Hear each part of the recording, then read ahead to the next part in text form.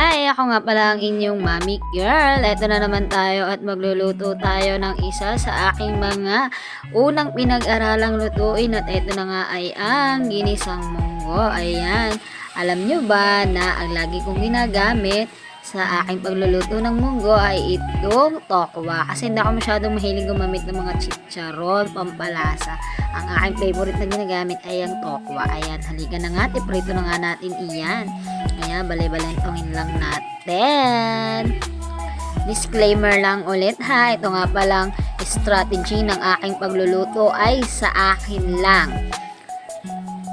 Maitanong ko nga lang din pala kung kailan nga ba kayo nag-umpisa na matutong magluto? Ayan, kasi ako ay nung dalaga ako, hindi ko talaga hilig ang magluto, hindi ko talaga hilig ang humawak ng siyanse at niyang kawali na yan.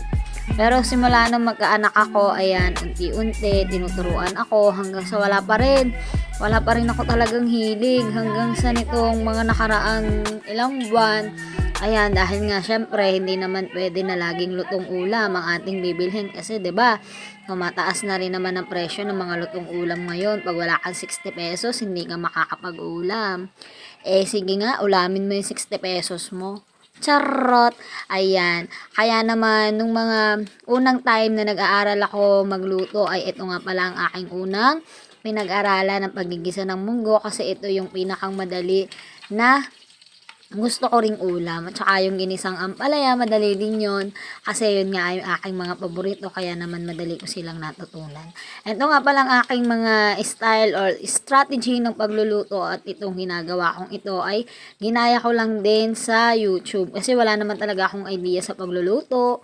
Ayan, kung wala ngang YouTube ay baka talagang hindi na ako natutong magluto. Alam nyo naman, ang hirap mag-aral magluto.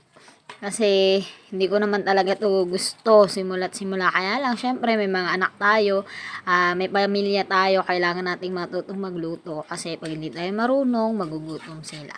O, diba? Kaya naman ayan, unti-unti pinasasarap natin ang ating mga luto. Nung unang luto ko, hindi pwede na may mawawala na kahit isang seasonings lang dyan sa aking mga gagamitin. Kasi feeling ko, pag nawala yung mga yun, feeling ko pagka naluto na, feeling ko talaga wala siyang lasa.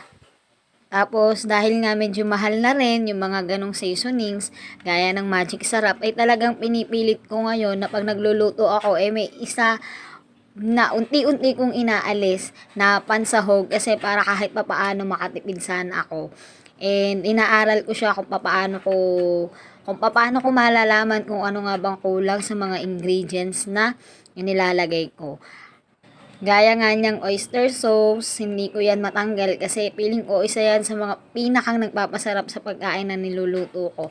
And ngayon, dahil nagluluto na nga ako, medyo, dati kasi isang buo ang nilalagay ko kada luto. Pero nitong mga nakaraan ang ginagawa ko, kalakalahati na lang ang inilalagay ko, kalahating magic, kalahating paminta. Tapos, tinitest ko kaagad kung ano ba lasa, kung okay na ba, kung saan ba siya nagkulang. Tapos, nire-remedyohan ko na lang.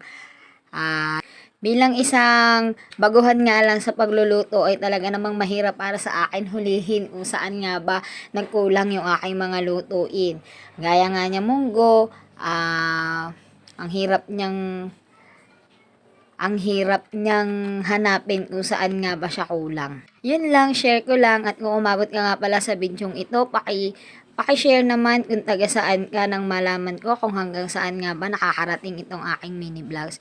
At kung gusto mo pa na matuto din na magluto at sabayan ako, ay pwede mo akong i-follow at subaybayan ang aking mga mini vlogs dito sa TikTok and sa aking FB Reels.